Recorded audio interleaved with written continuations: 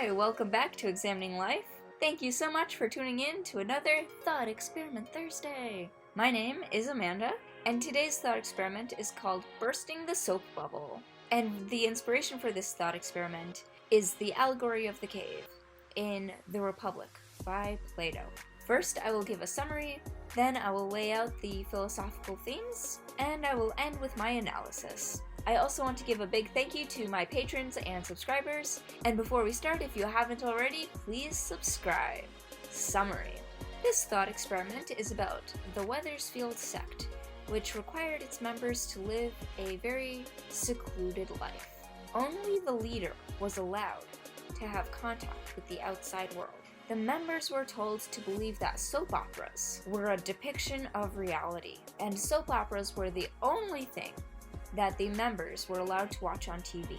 They perceived soap operas as if they were documentaries, rather than fiction.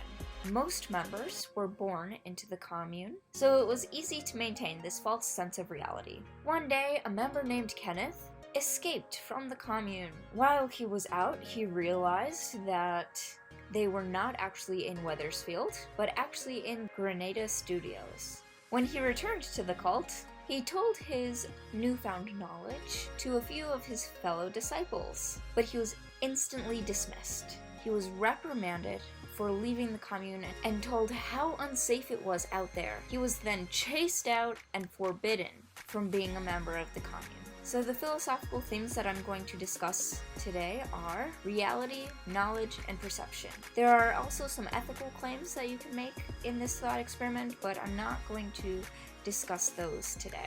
And furthermore, since all three of these themes are connected, I'm going to talk about them all at once rather than breaking them down into three separate sections. Okay, so first I will give a brief summary of how the Allegory of the Cave is parallel to this thought experiment. The commune represents the cave, soap operas represent the images that the individuals in the cave saw on the cave walls, and Kenneth was the one who saw the sun and gained capital K knowledge. In short, this thought experiment is a great depiction of the phrase, ignorance is bliss. Ultimately, you only know what you know, and you do not know what you do not know. The members were purposefully kept ignorant about the outside world and reality. The images that were shown of soap operas were taken to be true or knowledge, although they were actually fictional.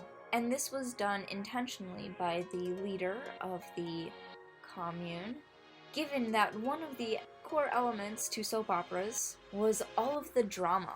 The leader wanted its members to think that all of the drama and backstabbing that occurred in soap operas was an accurate depiction of what the outside reality was. I'm not denouncing that at times these bad things do happen in real life, at least to some degree, but soap operas themselves are far from what reality is like all the time.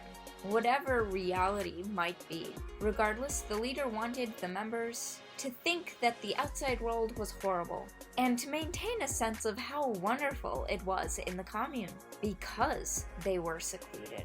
Furthermore, it seemed that the members of the commune almost wanted to remain ignorant, given that they completely dismissed Kenneth when he returned with his newfound knowledge. One thing that the thought experiment does not state is whether or not there were books in the commune. My guess is even if there were books, only approved ones would be allowed, and the approved ones would probably be ones that depicted human nature in a negative light or only showed the bad things that could happen. I'm also not even sure if the members were taught how to read. As it stated, most of the members were born into the commune, so it wouldn't surprise me if they actually were never taught how to read. And it's possible that the leader just kept them as ignorant as possible. Furthermore, it's possible to argue that the members of the commune had a false sense of reality and did not have capital K knowledge because their perceptions were limited. I think this is true to a degree. The underlying premise there is that perceptions play a role in reality. And if that's true, then you also have to say that perceptions are trustworthy. And if that's true, you basically have to accept the premises of empiricism, which is that the sensory perceptions are taken as true and can be known as knowledge. capital K knowledge. I'm not going to go into a whole debate on empiricism, but those are the basic premises. On the other side, however, one can also make the case that their reality in the commune was simply different from what was normal, i.e., socially acceptable in society, but the fact that it was different does not make it any less real to the members. And even Kenneth, who briefly left the commune, may or may not have gained capital K knowledge, or a full realization of reality.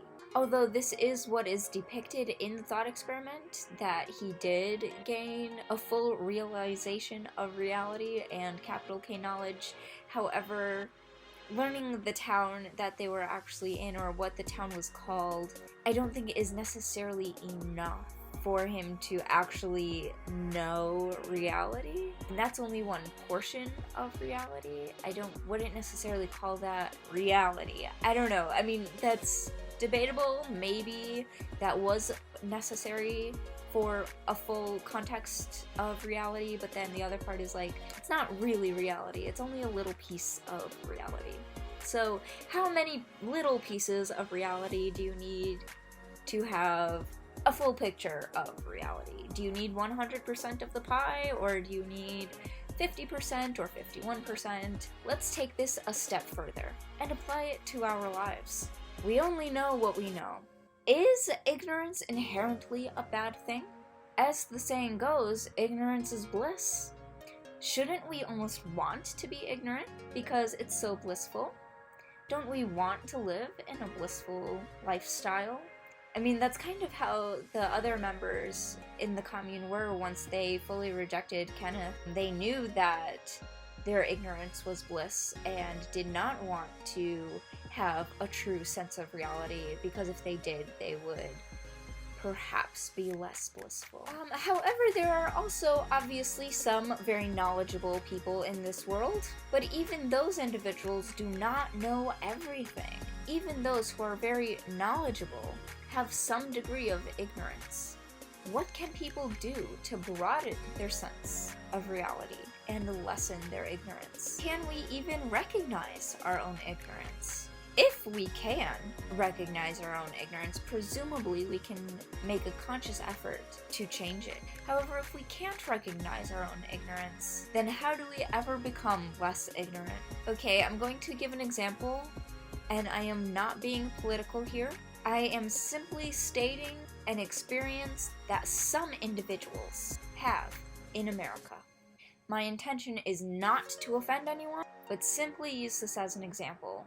Okay, so this example is about a white American in America, but it is possible that there are similar examples in different societies, given that I have a wide audience base. Okay, so take a white person in America who has lived in an all-white town their whole lives. This definitely exists in America. It's possible to be a white person in an all-white town and not necessarily come in direct contact with people of other ethnicities. This isolation and potential ignorance may or may not play a role in the continued conflicts of race relations in the US. It is possible that for these individuals, their only image or depiction of people of other ethnicities is on TV, which may or may not portray any given non-white person in a good or bad light. This portrayal may or may not be an accurate depiction of reality, but is surely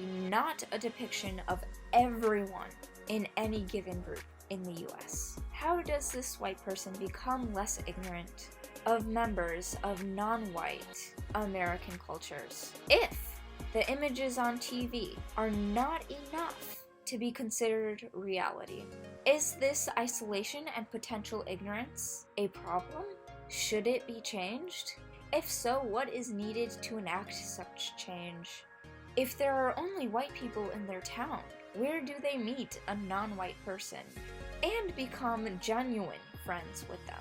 And not just say, oh, that's my black friend, or that's my Latino friend. Please note that in no way am I justifying racism, nor am I saying that all individuals in all white towns are racist. It's very possible to be not racist and in an all white town. Furthermore, not all white people live in all white towns. Some do live in diverse cities and integrated towns. Some white people live in all white towns, and some white people live in integrated environments. I'm simply giving a parallel example that exists in our reality in America, and asking questions about what needs to happen so that progress can be made between the individuals of various races.